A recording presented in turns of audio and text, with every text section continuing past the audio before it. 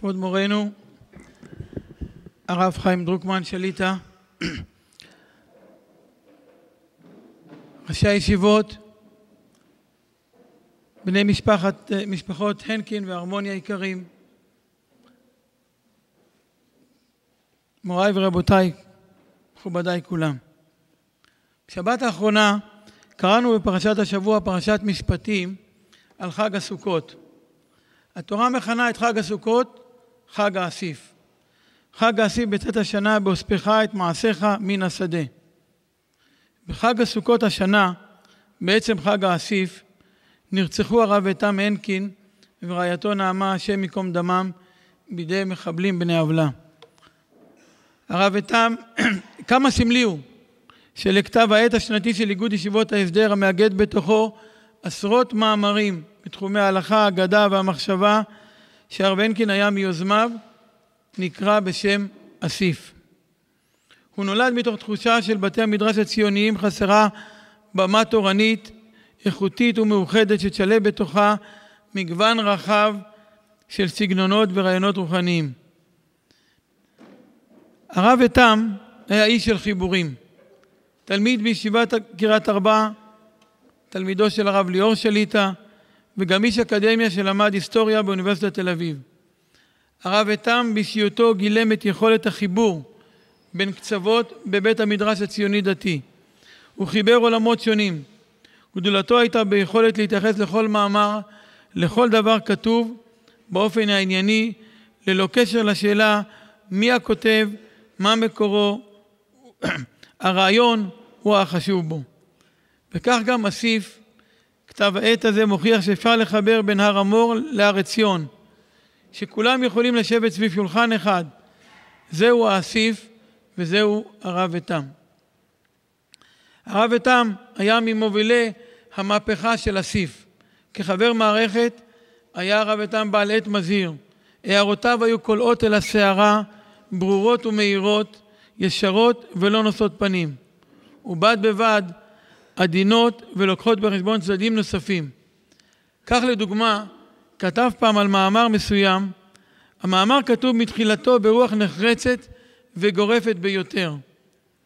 בצורה שמעוררת בעיניי שאלה כבדה על מידת הרצון והכנות לבחון דברים בצורה מורכבת באמת. לצד היותו חבר מערכת מן המניין, היה הרב ויתם אחראי על מדור עצמאי בשם אישים ושיטות. מדור זה שהיה עשוי בצלמו כדמותו, עסק בתחום החביב עליו, היסטוריה ומחקר תורני. כחודש לפני הירצחו שלח הרב ויתם למערכת אסיף מאמר ערוך העוסק בשכתובי היסטוריה במשפחות תלמידי הרב קוק. זה המאמר האחרון שפרסם. אבל אנו יודעים שיש עוד מאמרים רבים שלא פורסמו וספרים רבים שלא פורסמו, שבעזרת השם העושר הגדול הזה, הגודש הזה, רק מעצים את הכאב על גודל האבדה בהילקחו. וכך גם נעמה, שהייתה גרפיקאית במקצועה, עיצבה מחדש כריכות של הגיליון החדש שאנו משיקים היום. כמו הרב ויתם, כך גם משפחתה של נעמה היא משפחה של חיבורים. משפחה שבה ניתן למצוא את כל הגוונים של החברה הישראלית. מחרדים ירושלמים וחסידים עם שטריימלים, אנשי התיישבות ועוד. מהסבא החרדי ששלח את בנותיו לצבא, ועד אחד מבני המשפחה בן הקיבוץ הדתי, שהשתתף בפשיטה על המרמרה שבוע לפני חתונתו. כמה מתאים היה לנעמה, השם ייקום דמה, לשבת בקישוט הסוכה היפה שהכינה בסטודיו שלה את הציטוט ממדרש רבה, יקושרו כולם באגודה אחת, ואין מחפרים אלו על אלו. הרב ויתם ונעמה היו מהראשונים שנרצחו בגל הטרור הנוכחי. רצח לא רק בגוף, אלא גם ברוח. תלמיד חכם שעבד לנו. אני מכיר את חובבי ההלקאה העצמית, המחפשים בכל התפרעות ערבית את האשמה שלנו, את אשמת הכיבוש במרכאות. אבל דווקא ההיסטוריה של משפחת הרמוני, משפחתה של נעמה, השם ייקום דמה, מפריחה את ההנחה הנואלת הזאת. לפני 86 שנים, ביום שישי י"ז באב תרפ"ט, פרעו ערביי חברון ביהודי העיר, ותפחו באכזריות כ-50 מהם. לא היו אז התנחלויות ולא כיבוש. הערבים ראו שליהודים יש מגמות ארוכות טווח להקים מדינה יהודית עצמאית בארץ ישראל, והרעיון הזה היה בלתי נסבל מבחינתם. בבוקרו של אותו יום חש תלמיד ישיבת חברון, ישראל לב, שלא בטוב, והחליט לנסוע הביתה מחברון לירושלים לשכונת בית ישראל. את הדרך עשה הנער בן 15 כמקובל אז באוטובוס ערבי. חייו ניצלו מהפרעות.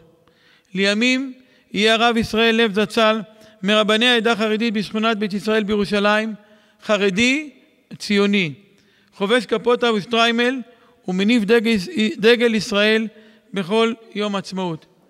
את שני בנותיו שלח לצה"ל כשזה אך הוקם במלחמת העצמאות. אחת הבנות, ציפורה, הייתה בפלוגת הנחל הראשונה, הצטרפה לגרעין זין של בני עקיבא שהתיישב בקיבוץ הצעיר סעד בצפון הנגב, נקודת ספר יהודית אל מול העיר עזה. שם בקיבוץ סעד נולדו 4 ילדיהם של ציפורה וזאב, 3 הבנים והבת, הילה, אמה של נעמה.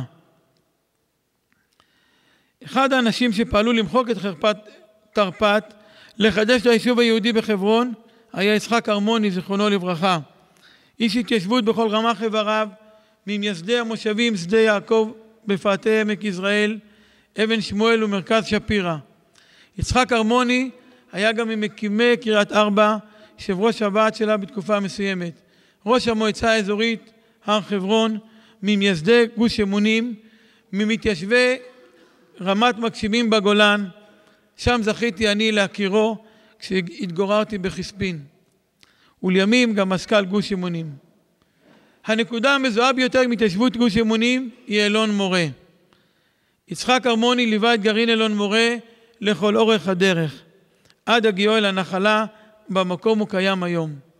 בדרך מאלון מורה נרצחה נכדתו נעמה עם בעלה הרב איתם. יושב איתנו כאן חנן ארמוני, אביה של נעמה, בנו של יצחק, ששירת בימי חייו בגופי ביטחון שונים, במדים וללא מדים, בתפקידים בכירים. בט' בחשוון תשנ"ה השתתף חנן כקצין בסיירת מטכ"ל בפעולה לשחרור החייל החטוף נחשון וקסמן, השם ייקום דמו. חנן נפצע בידו שעה שפרץ סמוך לרב סרן ניר פורז, השם ייקום דמו, שנפל באותה פעולה. זה היה להזכיר בעיצומו של התהליך שנקרא תהליך השלום, כחלק מהסכם אוסלו. בחרתי להביא את ההיסטוריה הזאת כדי להראות שהטרור הערבי אינו המצאה חדשה. למעלה מ-160 שנה מתבצעים פיגועים שנועדו לעקור את האחיזה היהודית בארץ ישראל כולה. הטרור אינו קשור בתהליך שלום או בכיפרון של התהליך. הוא בוודאי לא נובע מייאוש, אלא מתקווה. התקווה לגרש אותנו מארץ ישראל. את התקווה הזאת צריך לגרש מהמחשבה הערבית. גירוש התקווה יהיה בהחלת החוק הישראלי על יהודה ושומרון, ובהכרזתנו כי זו ארצנו.